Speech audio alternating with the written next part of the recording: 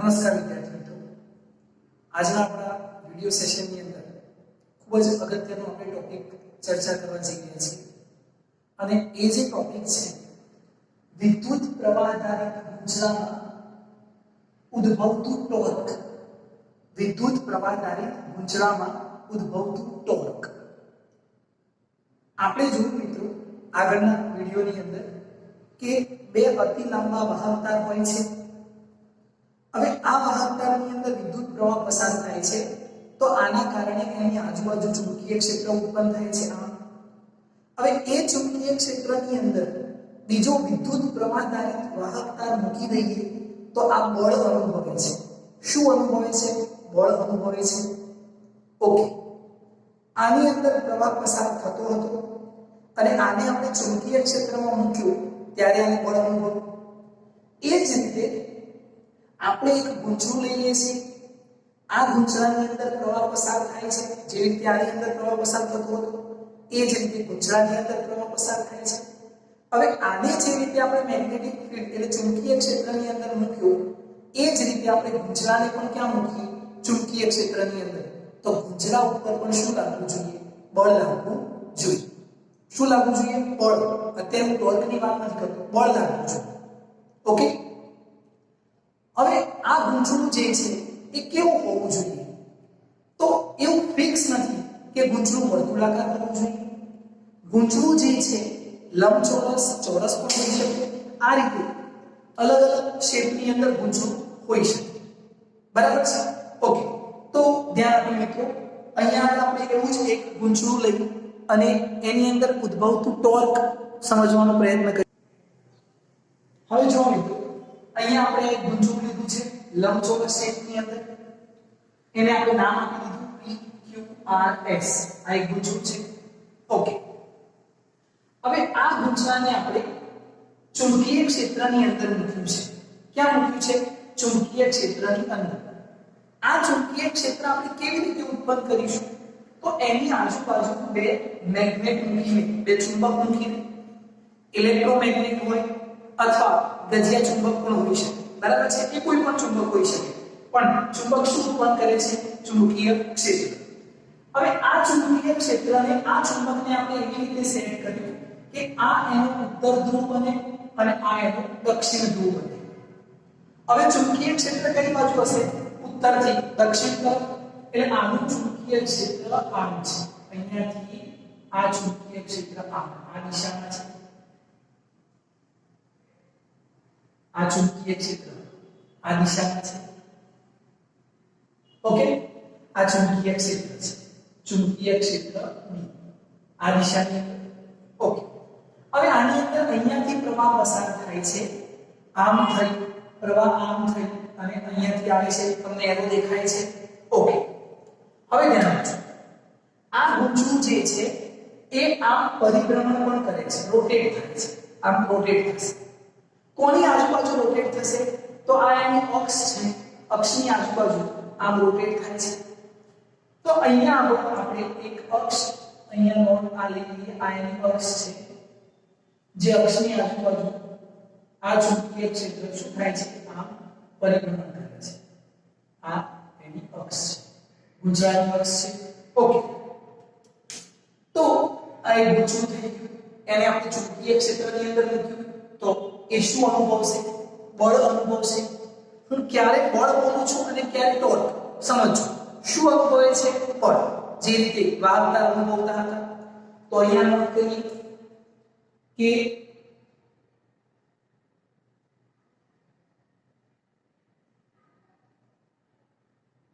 ગુંચળું જે છે PQRS ને અથવા ગુંચળા PQRS ને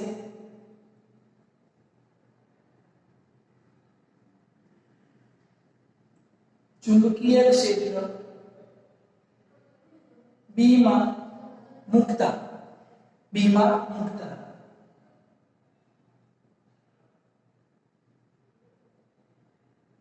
તેના પર લાગતું બળ. કેટલું બળ લાગશે? કેટલું બળ અનુભવે છે? તો જો બળની ગણતરી કરીએ. સૌથી પહેલા આની અંદર બળની ગણતરી કરીએ. એટલે આ શું છે લંબાઈ, આ શું છે પહોળાઈ એટલે width w કહી દઈએ. ઓકે, તો જો SP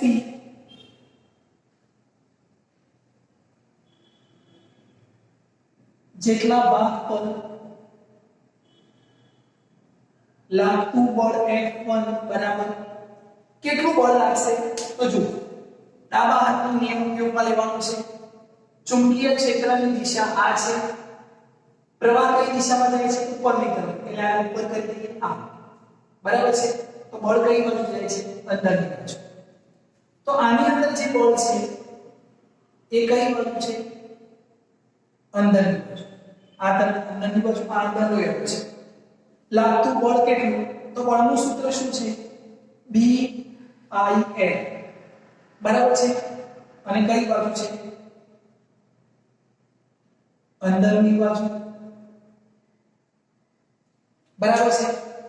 હવે PQ ઉપર લાગતું બળ તો જો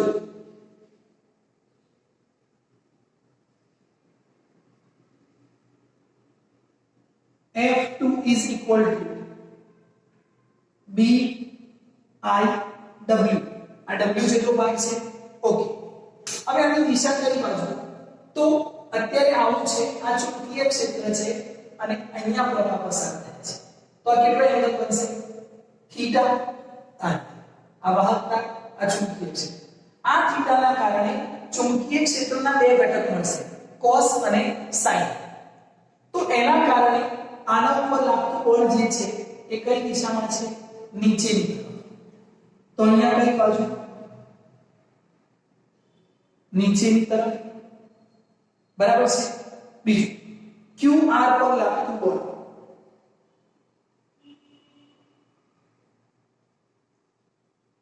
QR પર લાગતું બળ F3 is equal to BIL. ફરીથી અહીંયા લંબાઈ. હવે આનું બળ ચુંબકીય ક્ષેત્ર આ દિશામાં, પ્રવાહ નીચેની બાજુ, તો બળ કઈ બાજુ આવે છે? બહારની બાજુ, તમારી તરફ. તો અહીંયા BIL બહારની તરફ. તો આનું બળ અહીંયા આવે કઈ બાજુ? બહારની તરફ. આનું બળ ક્યાં આવશે? ઉપરની બાજુ. અહીંયા પણ બે ઘટક બનશે. તો RS પર લાગતું બળ, RS પર લાગતું બળ F4 કેટલું છે? પહેલા તો BIW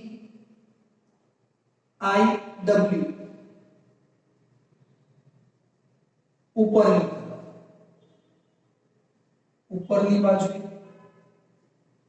હવે જો આ નીચેની બાજુ, આ ઉપરની બાજુ, તો અહીંયા આવે F2 અને F4. F2 અને F4 એ સમાન અને વિરુદ્ધ દિશામાં છે, માટે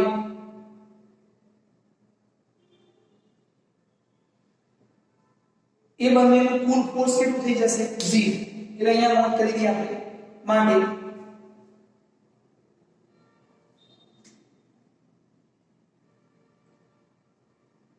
તેમનું કુલ બળ કેટલું થશે? 0. શૂન્ય થાય. આપણે જાણીએ છીએ કે આ 5 ન્યૂટન, આ પણ 5 ન્યૂટન, આ પ્લસ આ માઈનસ કેટલું થઈ ગયું? 0. તો આ બળ કેટલું થઈ ગયું? 0. હવે એ જ રીતે F1 અને F3, F1 અને F3 જુઓ. F1 અને F3 સમાન વિરુદ્ધ દિશામાં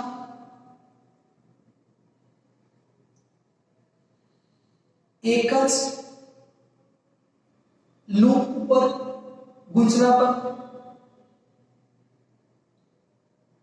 એક જ ગૂંચળા પર પણ બે અલગ અલગ બિંદુ પર લાગે છે. બે અલગ અલગ પોઈન્ટ પર લાગે છે. અહીંયા બંને સમાન છે, F1 અને F3 સમાન વિરુદ્ધ દિશામાં. આ જો સમાન છે.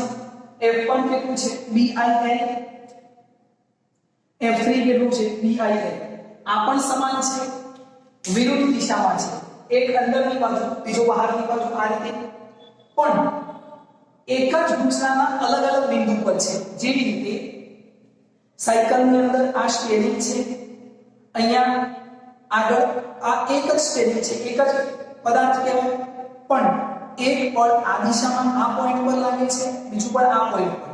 જેવું આપણે આને આમ કરીએ છીએ, આ અંદરની તરફ અને આ બહારની તરફ, આ શું થાય છે? ટર્ન થાય છે. જોઈ શકાય છે સાયકલ શું કરશે? ટર્ન કરશે. ખ્યાલ આવે છે મિત્રો? તો શું કરે છે? એકબીજાને ટર્ન કરે છે. બરાબર છે? તો અહીંયા આગળ F1 અને F3 સમાન વિરુદ્ધ દિશામાં એક જ ઊંચા પર પણ બે અલગ અલગ પોઈન્ટ પર લાગે છે, માટે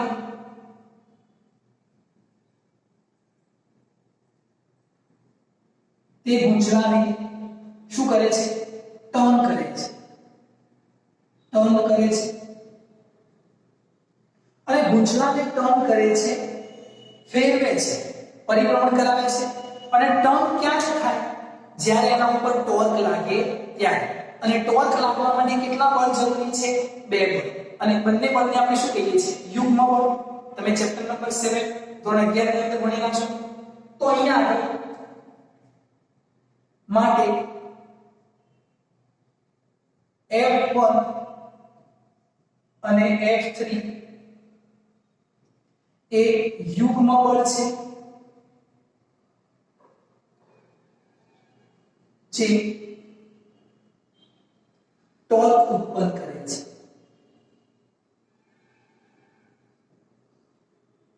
જો ગુંચળું સીધી રેખામાં ગતિ કરે તો એને આપણે બળ કહીશું.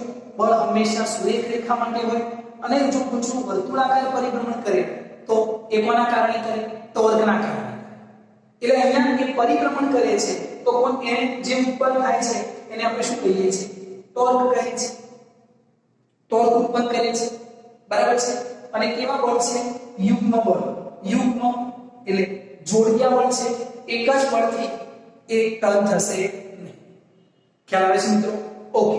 તો આ રીતે આની અંદર ટોર્ક ઉત્પન્ન થાય છે. હવે આપણે આ ટોર્કની ગણતરી કરવી છે. હવે આપણે આ ટોર્કની ગણતરી કરવી છે. તો આ ટોર્કની ગણતરી કેવી રીતે કરીશું? તો ટોર્કની ગણતરી કરવા માટે અહીંયા ધ્યાન. સૌથી પહેલા આ જે ગુંચળું છે, આ ગુંચળું P Q R S આ ગુંચળું છે, તો અક્ષની આસપાસ આમ પરિભ્રમણ કરે છે. હવે જ્યારે હું આ ગુંચળાને ઉપરથી જોઉં છું, ઉપરથી, તો મને આ આખી લાઈન નહીં દેખાય. આ એનો ઉપરનો ભાગ દેખાશે, માત્ર એની તો આ જે નોક છે એ દેખાશે. ઓકે. હવે આ ઉપરનો ભાગ છે એ આમ પરિભ્રમણ કરે છે. ઓકે. જો આને હું ઉપરથી જોઉં તો કેવી રીતે દેખાશે? Top view. અને આપણે શું કહીએ? Top view. ટોપ વ્યૂ શું કામ કહીએ? ઉપરથી. એટલે ટોપ વ્યૂ ઉપરથી જોઈએ ત્યારે. ઉપરથી જોઈશું તો કેવું દેખાશે? આ ચુંબકીય ક્ષેત્ર આ રીતે આ દિશાની અંદર આ ચુંબકીય ક્ષેત્ર છે, અને આ ગુંચળાને આપણે આ ઉપરથી જોઈએ તો આ ભાગ આપણને અહીંયા દેખાશે. આ પોઈન્ટ કયો? P અને આ પોઈન્ટ કયો? Q. આ રીતે જો આ P છે અને Q આ ચુંબકીય ક્ષેત્રની અંદર છે, તો આપણને આ રીતે દેખાશે. આમ છે, આમ ટર્ન થઈ, આમ ટર્ન થાય છે. ઓકે. હવે આની અંદર જોજો, જ્યારે આ સપાટીની વાત કરું છું, આ સપાટી PQ, આ P છે અને આ Q છે, તો આ શું છે? S PQ. અહીંયા બળ કઈ બાજુ લાગે છે? અંદરની તરફ. એટલે આ બળ અંદરની તરફ લાગે. અને ખાસ સમજો તો જ વધુ ખ્યાલ આવશે. આ અંદરની બાજુ લાગે છે. ઓકે. પણ આ PQ આમ છે. હવે તમને કેમ દેખાય છે આમ? તો અત્યારે આ બળ અંદરની તરફ લાગે છે, પણ હું આને જ્યારે ડ્રો કરું તો આ PQ ને ભાગને હું આમ ડ્રો કરું, હવે તમને PQ દેખાશે. બરાબર છે? તો આ બળ જ્યારે આમ હતું પણ હું આને ડ્રો કરીશ તો આ બળ કેમ થઈ ગયું ઉપરની તરફ આમ હતું પણ આમ ફરશે એટલે આમ થઈ ગયું ઉપરની બાજુ તો આના ઉપર લાગતું બળ એ ક્યાં છે તો અહીંયા આગળ આ જે બળ છે એ આમ ઉપરની તરફ લાગે છે કેટલું બળ છે BIL આ બળ કેટલું છે BIL ઓકે હવે આ PQ આ બળ કઈ બાજુ છે બહારની તરફ એટલે આમ છે આ બહારની તરફ લાગે છે પણ હું આને આમ ફેરવું એટલે આ બળ કઈ બાજુ લાગશે નીચે જો ફરીથી આમ બહારની બાજુ પણ આને આમ ફેરવું તમારી તરફ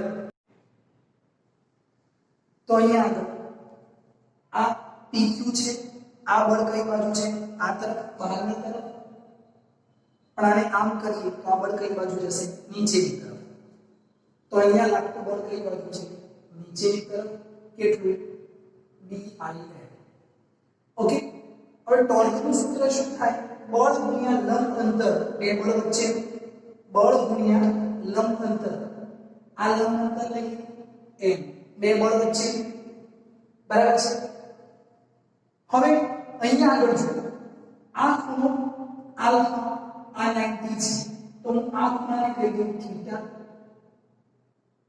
1 મિનિટ અહીંયા જો અને થીટા લેતા પહેલા આપણે એક પોઈન્ટ અહીંયા સમજી લઈએ અને એ જે પોઈન્ટ છે ધ્યાન આપજો કે આ પહોળાઈ છે આ લંબાઈ છે તો લંબાઈ ગુણ્યા પહોળાઈ ક્ષેત્રફળ થાય તો આ ક્ષેત્રફળનું ક્ષેત્રફળ સદિશ ક્યાં હોય આમ પહોળાઈને પણ લંબ હોય લંબાઈને પણ લંબ હોય બરાબર છે આમ કરો તો પણ આમ કરો તો પણ આમ કરો તો પણ તો અહીંયા આ પહોળાઈ છે PQ શું છે પહોળાઈ એટલે W તો આને લંબ ક્ષેત્રફળ સદિશ અહીંયા અને અહીંયા ક્યાંય પણ ડ્રો કરી છે આ આલ્ફા છે આને હું થીટા કહી દઉં આ 90 છે તો આલ્ફા પ્લસ આ જે ખૂણો છે એ બંને થઈને પણ 90 થવા જોઈએ કેમ કે આ ત્રિકોણની અંદર ત્રણેય ખૂણાનો સરવાળો કેટલો થાય 180 આ 90 તો બાકીના બંનેનો સરવાળો 90 થવો જોઈએ તો આ થીટા છે તો આ પણ કેટલો થીટા હવે જો આની અંદર ખૂણો PQN બરાબર થીટા હવે હું sin થીટા લઉં તો સામેની બાજુ ભાગ્યા કર્ણ sin થીટા બરાબર સામેની બાજુ ભાગ્યા કર્ણ એટલે W તો PL W sin થીટા હવે ટોર્ક બરાબર જો ટોર્ક આ સિમ્બોલ છે ટોર્કનું બળ એટલે કયું BIL ક્રોસ લંબ અંતર કેટલું છે PN પર PN ની કિંમત કેટલી એટલે torque BIL W sin theta BIL W sin theta ખ્યાલ આવશે મિત્રો ઓકે હવે અહીંયા જો લેન્થ અને વિડ્થ લંબાઈ ગુણ્યા પહોળાઈ W પહોળાઈ છે લંબાઈ ગુણ્યા પહોળાઈ શું થાય ક્ષેત્રફળ તો અહીંયા આ રીતે નોટ કરી શકાય torque BIA sin theta BIA sin theta okay હવે આ એક જ્યારે ટર્ન એક વાર ફરે ત્યારે આવું n વાર ફરે ત્યારે તો n ટર્ન માટે torque n BIA sin theta બરાબર છે હવે આની અંદર NIA આને તમે જાણો છો NIA આ શું છે આને આપણે કહીએ છીએ m અને m એટલે શું ચુંબકીય ડાયપોલ મોમેન્ટ ચુંબકીય ડાયપોલ મોમેન્ટ તો ટોર્કનું સૂત્ર શું બન્યું ટોર્ક આની જગ્યાએ m into b sin theta torque સદિશ છે એટલે m ક્રોસ b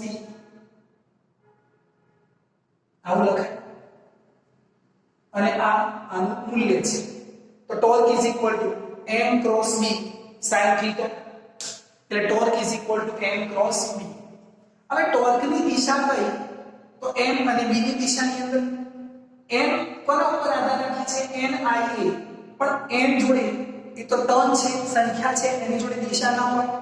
પ્રવાહ એ અદિશ છે, એની જોડે પણ દિશા નથી. એ શું છે? ચુંબકીય ક્ષેત્રફળ સદિશ, એની જોડે દિશા છે. તો અહીંયા આગળ આ ક્ષેત્રફળ સદિશ એટલે દિશા છે. તો n ની દિશા કઈ બાજુ હોય? ક્ષેત્રફળ સદિશની દિશા.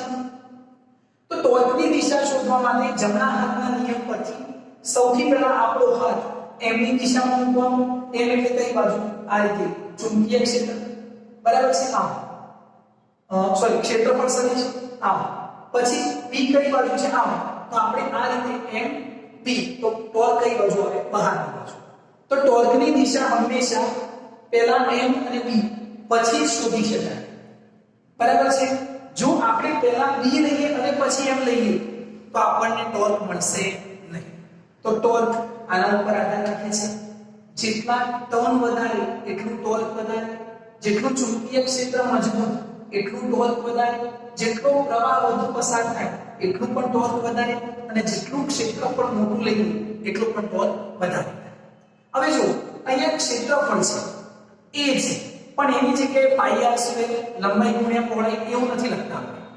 તો એ કોઈ પણ આકારનું ગૂંચળું હોઈ શકે, વર્તુળાકાર પણ હોય, લંબચોરસ પણ હોય. ઓકે, હવે અહીંયા જો આ ગૂંચળાની અંદર કુલ બળ કેટલું? ગૂંચળામાં ઉદ્ભવતું કુલ બળ કેટલું?